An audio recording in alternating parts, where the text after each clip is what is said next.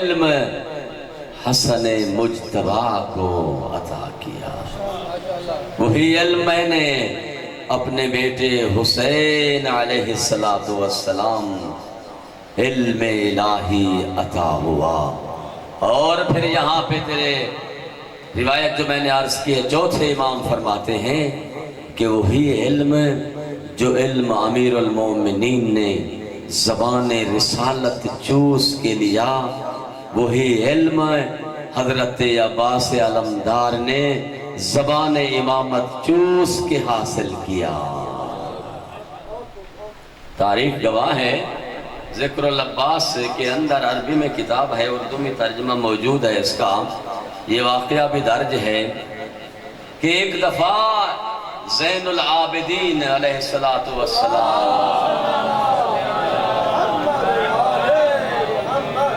کی محفل میں دو صحابی آئے اور وہ آپس میں گفتگو کرنے لگے۔ ان کی گفتگو کا محور اور موضوع کیا تھا؟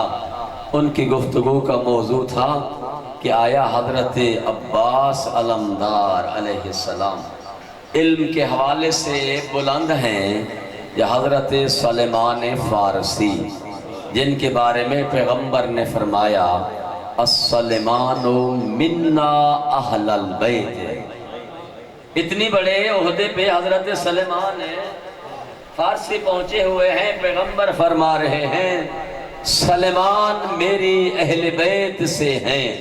یہ دونوں گفتگو کر رہے تھے کہ آیا حضرت عباس علمدار علیہ السلام علم کے مرتبے سے اعلیٰ ہیں، بلند ہیں، یا حضرت سلیمان فارسی بلند ہیں؟ تیرے چوتھے امام نے سنا اور ان کی طرف متوجہ ہوئے اور دیکھ کر فرمایا قانا امنا العباس فقیہن، فرمایا حضرت عباس علمدار، فرمایا میرے چچا عباس کے علم کا مقابلہ سلیمان فارسی کے ساتھ نہ کرو، میرا چچا عباس اپنے زمانے کا فقیہ تھا۔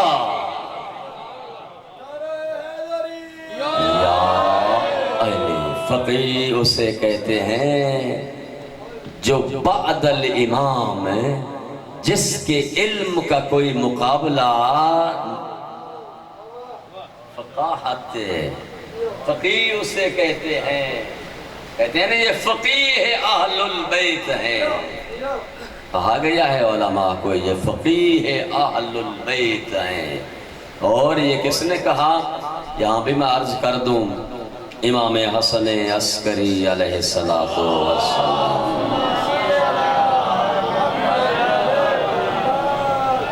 گدور ہے، اور ایک صحابی ان سے ملنے آیا، فرزند رسول میں نے سفر کا ارادہ کیا ہے اور میں سفر پہ جانا چاہتا ہوں، آپ کی زیارت بھی کرنا مقصود تھی اور آپ سے دعا لینا بھی مقصود تھی۔ زیارت میں نے آپ کی ہے، لطف و سرور آیا، اور پھر آپ مجھے دعا فرمائیں، میں سفر پہ جانا چاہتا ہوں۔ تیرے امام علیہ السلام نے اسے دیکھ کر فرمایا جاؤ تمہارا سفر بخیر ہو، میں تمہیں دعا کر رہا ہوں، اور جب واپس آؤ گے تو تم مجھ سے نہیں مل سکو گے۔ جب سفر سے تم نے واپس آنا ہے تو میں اس دنیا میں نہیں ہوں گا، تیری اور میری آخری ملاقات ہے۔ راوی گرا کرنے لگا، صحابی امام گریا کرنے لگا۔ امام نے فرمایا بالآخر اس دنیا سے جانا ہے، تیری اور میری آخری ملاقات ہے، لیکن جب واپس آؤ تو اس نے سوال کیا مولا اگر آپ نہ ہوں گے تو پھر آپ کے بعد ہمارے مسائل کون حل کرے گا؟ ہماری مشکلیں، ہمارے مسائل، ہاں دنیا ہمیں اگر چیلنج کرے، اعتراضات کرے ہماری فقہ پہ، ہمارے مذہب پہ، وہ کون حل کرے گا؟ آپ کے بعد امام کون ہے؟ فاشارہ الی المہدی علیہ السلام اجل اللہ فرجہ الشریف۔ تیرے امام نے اس وقت امام مہدی علیہ السلام کی طرف اشارہ کیا، مورخین نے جن کا سن 3 سے 4 سال کا لکھا ہے اس وقت، ان کی طرف اشارہ کیا۔ پہلا سوال کہتا ہے اے فرزند رسول امام زمان علیہ السلام کے حوالے سے، اور اسی طرح بعین ہی یہ روایت امام محمد تقی علیہ السلام کے حوالے سے بھی موجود ہے۔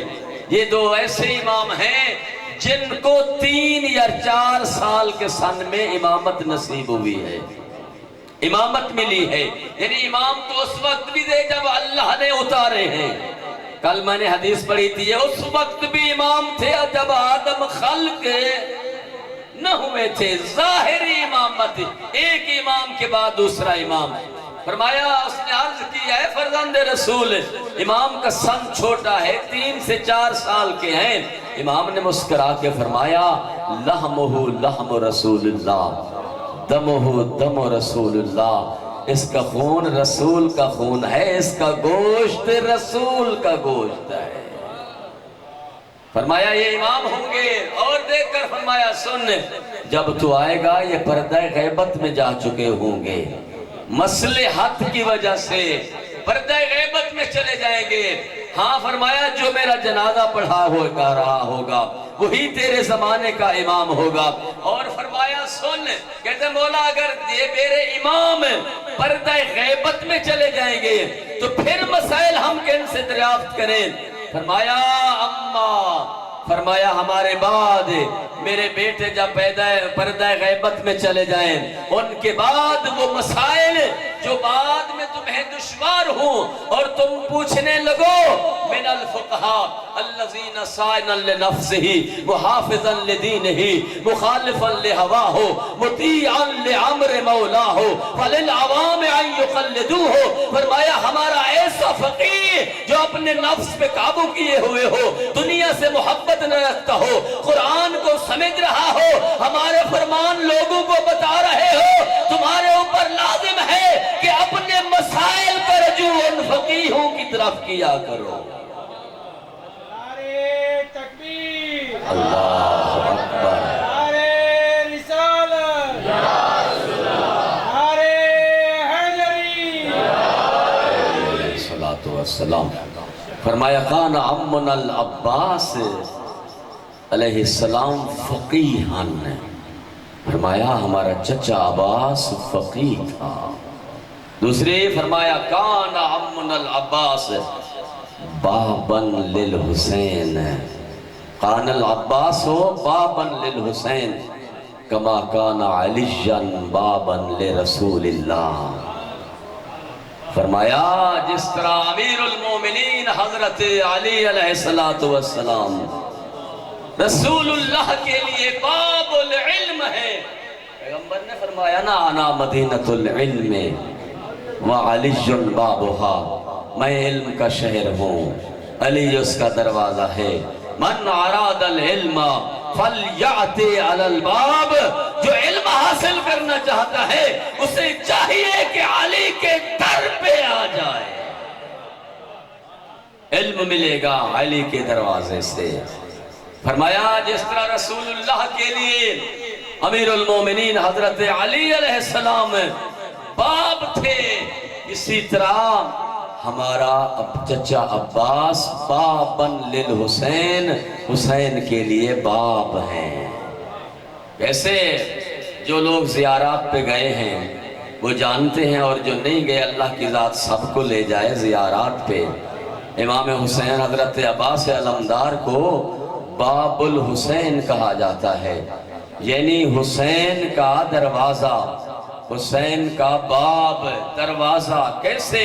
اس لیے حکم ہے کہ جب بھی زائر کربلا پہنچے حسین کے روزے کی زیارت سے پہلے حکم ہے عباس کے روزے میں حاضری دو، پہلے حضرت عباس علمدار کی زیارت کرو، وہ ان کی زیارت کرنے کے بعد وہاں سے اذن لو، اذن زیارت لینے کے بعد پھر امام حسین کی زیارت کو جاؤ۔ جو شخص اس طرح زیارت کے لیے آتے ہیں معصوم فرماتے ہیں ان کی زیارت قبول ہو جاتی۔ باب حسین ہے۔ ورخین نے لکھا ہے کہ ایک سید عالم دین ہے، ہر شب جمعہ جو نجف سے کربلا جاتا ہے پیدل زیارت کے لیے، جمعہ کی صبح ہوتی ہے چل پڑتا ہے کربلا زیارت امام حسین، علیہ السلام کے لیے جاتے ہیں۔ پہلے حضرت عباس علمدار کی زیارت، اس کے بعد امام حسین علیہ السلام کی زیارت کرنے کے بعد پھر واپس آتے ہیں۔ ایک دفعہ جلدی تھی، فوراً گئے روضہ امام حسین علیہ السلام کی زیارت کی، اور حضرت عباس علمدار کے روضے پہ حاضری نہ دے سکے، واپس آئے، سوئے۔ سید عالم دین ہیں، عالم خواب میں دیکھتے ہیں ایک بی بی ہے جو اسے کہتی ہے، او میرے بیٹے، وہ عالم دین، تو کربلا گیا تھا، تو نے میرے بیٹے کی زیارت نہیں کی۔ کربلا کا تو نے آج تو سفر اختیار کیا، کربلا گیا بھی صحیح، پہنچا بھی صحیح، لیکن میرے بیٹے کی زیارت کیے بغیر تو واپس آیا ہے۔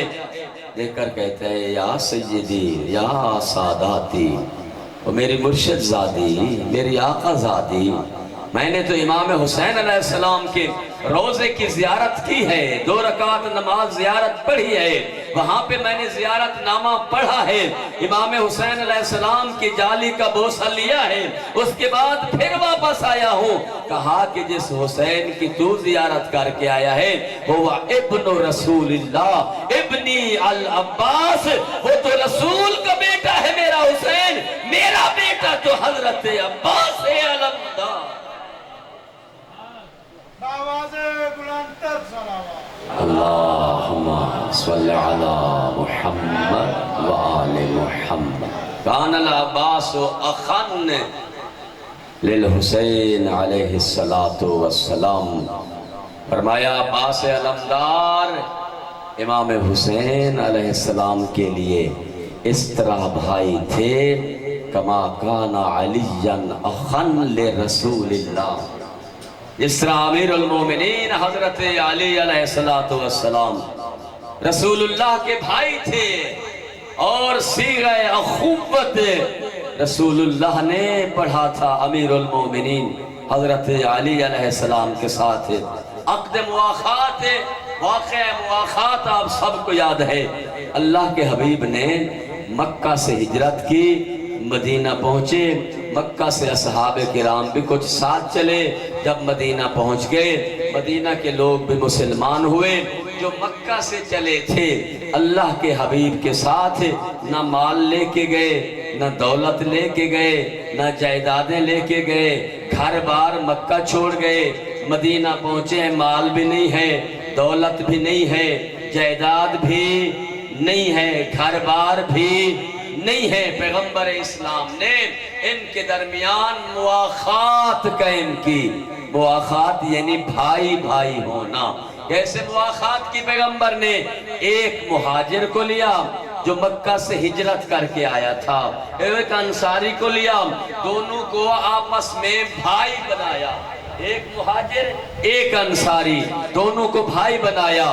پیغمبر بھائی بناتے گئے، اور یہ بھی مورخین نے درج کیا ہے، پیغمبر نے ہر کسی کو اس کا بھائی بنایا جو اس جیسا تھا، جو جس جیسا تھا اس کا بھائی بھی اسی جیسا بنا۔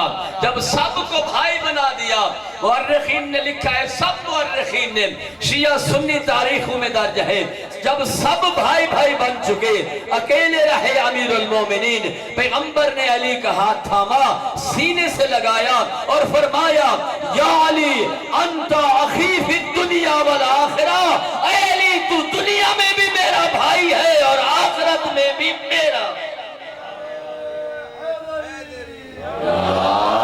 علی علیہ السلام فرمایا جس طرح پیغمبر کے بھائی تھے امیر المومنین، اسی طرح حضرت عباس علمدار علیہ السلام کے بھائی ہیں امام حسین علیہ السلام۔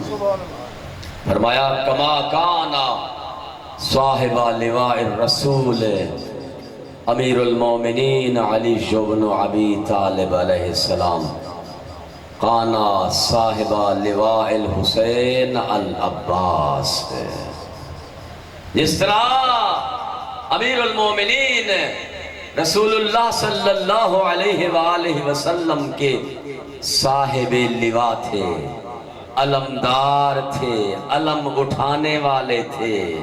پیغمبر نے فرمایا نا علی کو، یا علی انتا صاحب لوائی فی الدنیا والآخرہ، اے علی تو صاحب لوا ہے دنیا میں بھی اور آخرت میں۔ یہ علم ہے جو امیر المومنین نے اٹھایا، جس طرح امیر المومنین صاحب لوا یعنی علمدار رہے ہیں رسول اللہ کے لیے، اسی طرح حسین کا علمدار حضرت عباس رہے ہیں۔ اور تاریخ اٹھا، علم بہت سو نے اٹھایا، بہت سارے لوگوں نے اٹھایا، لیکن علمدار کا لقب فقط عباس کے ساتھ جڑا۔ تاریخ طبری برادران اہل سنت کی تاریخ ہے، وہ لکھتے ہیں علم کی حقیقت، علم کہاں سے شروع ہوا؟ وہ لکھتے ہیں کہ یہ علم وہ ہے جو اللہ کے حکم سے جبرائیل امین نے جنت سے اٹھایا اور حضرت آدم علیہ السلام کو دیا۔ پہلا علمدار جبرائیل امین ہے، جس کو علم ملا حضرت آدم علیہ السلام ہے۔ دوسرے علمدار بنے حضرت آدم علیہ السلام۔ حضرت آدم نے یہی جنت کا علم حضرت شیس کو دیا، شیس نے یافس کو دیا۔ چلتے چلتے یہ علم حضرت یعقوب کے پاس آیا، انہوں نے اٹھایا، انہوں نے اپنے بیٹے یوسف کو دیا۔ چلتے چلتے حضرت ابراہیم علیہ السلام کو ملا، پھر اسماعیل علیہ السلام کو ملا۔